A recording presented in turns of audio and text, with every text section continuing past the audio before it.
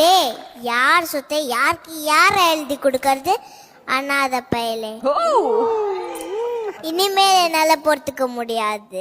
என் பேத்தி அவனுக்கு கல்யாணம் பண்ணி கொடுக்கறத முடிவு பண்ணியே அப்பவே இந்த ஊரை கூட்டி யார் இந்த அனாதைன்னு சொல்லியிருப்பேன். ஆனா இப்போ நீ பெத்த பையனுக்கு என் பேரனுக்கு ஒரு வேலைக்காரன் பெத்த பொண்ணை கட்டி வைக்க திட்ட போடுறானே, இதுக்கு மேல என்னால முடியாது.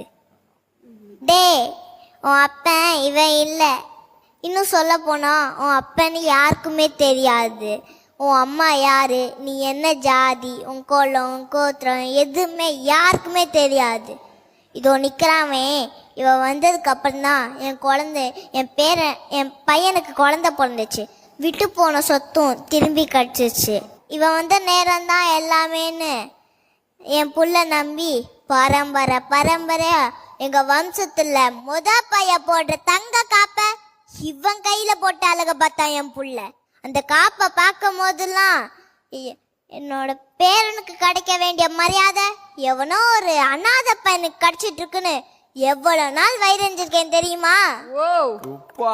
டே, ஒரு அனாதைங்க இருக்க வேண்டிய இடம் வீட்டுக்குள்ள இல்ல, முதலாளியா இல்ல, வீட்டுக்கு வெளியே. உனக்கு மானம் ரோஷம் சூடு சொரணை இதெல்லாம் இருந்தா உனக்கே புரிஞ்சிருக்கும்னு நினைக்கிறேன். சொத்துல பங்கு தர போறியாடா? உன் சொத்து எது தெரியுமா? எதுக்குமே உதவாத அந்த ருத்ராஜ கொட்டை தான்.